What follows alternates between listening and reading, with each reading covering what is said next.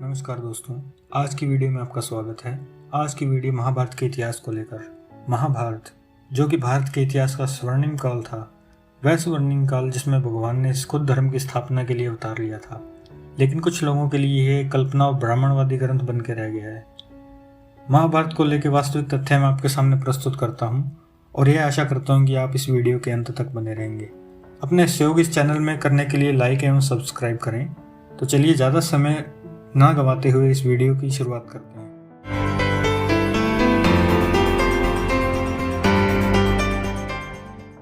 दोस्तों, महाभारत के युद्ध को सबसे बड़ा विनाशकारी युद्ध कहा जाता है। वह भीषण युद्ध जिसमें बड़ी मात्रा में योद्धाओं ने प्राण गंवाए थे और नरसंहार हुआ था। महाभारत के आंतरिक संदर्भ इसके समकालीन ग्रंथों के संदर्भों में शिल्पकृति और रहन सहन प्राकृतिक आपदाओं के अभिलेखों में जो सूचना प्राप्त होती है, वह इस बात का सत्यापन करती है कि वास्तव में महाभारत का युद्ध हुआ था। उसके बाद शिलालेख, मंदिर अभिलेखों में अन्य राजवंशों और राजाओं, भूमि, वनस्पतियों और महाभारत के आंतरिक संदर्भों में इसका वर्णन मिलता है। दोस्तों, महाभारत काल के स्वयंवर में तमिल चोल राजाओं और पांडवों का संदर्भ। महाभारत युद्ध का कुरुक्षेत्र युद्ध तमिल साहित्य में पुष्ट होता है। विशेष रूप से उल्लेख किया जा सकता है कि अर्जुन का मदुरै में एक पांड्यन राजा की बेटी से विवाह करने का संदर्भ है। जब वह तीर्थ यात्रा पर था तो चेरा राजा पुरयंचुर डियालथन, जिसने पांडव और कौरव दोनों सेनाओं को खाना खिलाया था।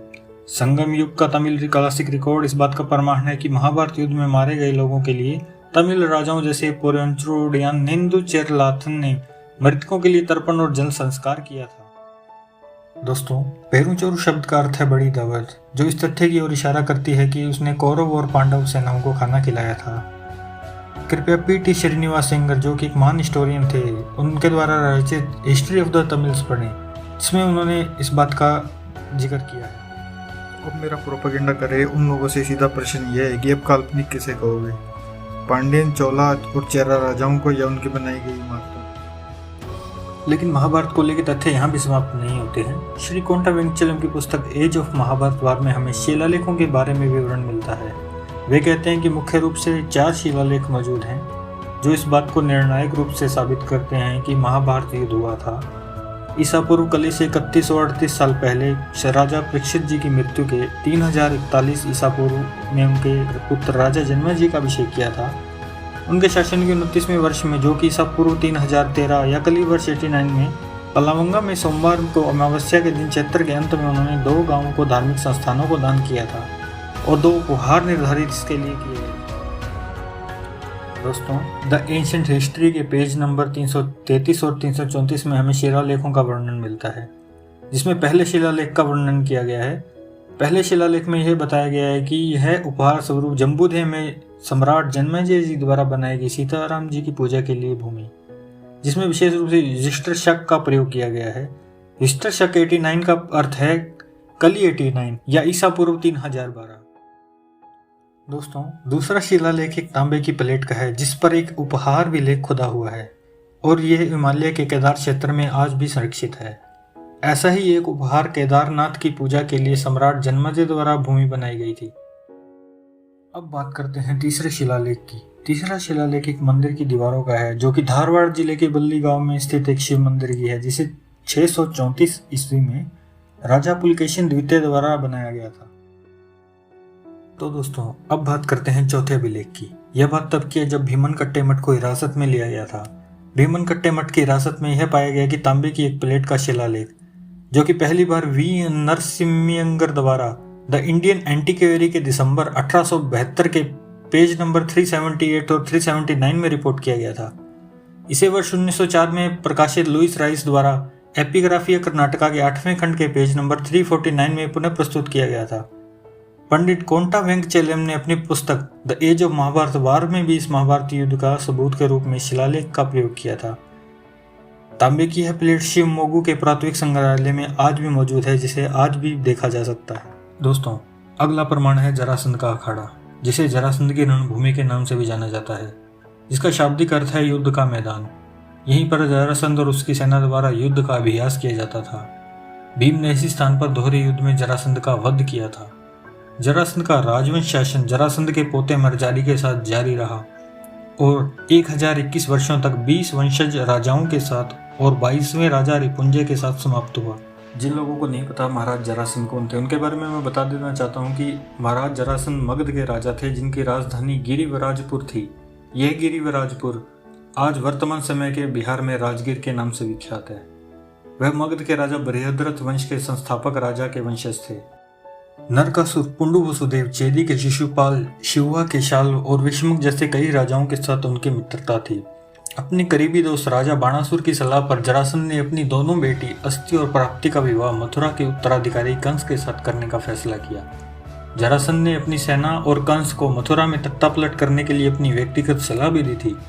जब श्री कृष्ण ने मथुरा में अपने मामा कंस का वध किया तो जरासंध अपनी दोनों बेटियों को विधवा होते देख श्री कृष्ण और पूरे यादव समाज का बैरी हो गया।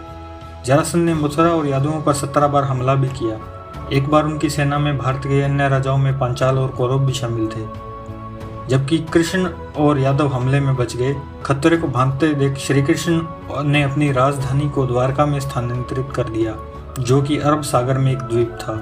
महाभारत के प्रमाण को लेकर उन प्राचीन महाभारत कालीन शहरों का भी वर्णन है जिनके अवशेष आज भी मौजूद हैं। पानीपरस, सोनप्रस और इंद्रप्रस, जो कि दिल्ली का ही एक पुरानी किला है, उनकी साइटों की पहचान की जा चुकी है। मिट्टी के बर्तन और पुरावशेष की डेटिंग यह बताती है कि यह महाभारत कालीन के ही थे। दोस्तों, अब बात करते हैं द्वारिका की। द्वारिका जो भगवान श्री कृष्ण की नगरी थी, जो बाद में जलमग्न हो गई। विशाल नगरी के साथ साथ यह एक प्राचीन बंदरगाह भी होता था। मौसाला पर्व के संस्कृत श्लोक 7 में इसके गायब होने का वर्णन मिलता है। 1984 में तत्कालीन प्रधानमंत्री ने सीधे 3 साल के लिए पानी के भीतर अन्वेषण के लिए परियोजना को मंजूरी दी थी, लेकिन समुद्र के नीचे खुदाई करना एक कठिन कार्य था, जिसके लिए मरीन आर्कियोलॉजी को भारत में सबसे पहली बार श्री SR राव द्वारा लाया गया। 2007 में भारतीय पुरातत्व सर्वेक्षण द्वारा पानी के नीचे पुरातत्व विंग द्वारा फिर से द्वारिका में फिर से खुदाई शुरू की गई। UAW के अधीक्षण पुरातत्वविद आलोक त्रिपाठी ने कहा कि अरब सागर में पाए गए प्राचीन पानी के नीचे की संरचनाओं की पहचान की जाना अभी बाकी है। 2001 में नेशनल इंस्टीट्यूट ऑफ ओशियनोग्राफी के छात्र को तट से 7 मील दूर खंबात की खाड़ी में एक प्रदूषण सर्वेक्षण करने के लिए नियुक्त किया गया था। सर्वेक्षण के दौरान उन्हें 5 वर्ग मील में मिट्टी और रेत के ढके पत्थरों से बनी इमारतें मिली। 1983 और 1990 के बीच SR राव की टीम ने ऐसी खोजें निकाली जिन्होंने एक जलमग्न शहर के अस्तित्व को पुख्ता किया।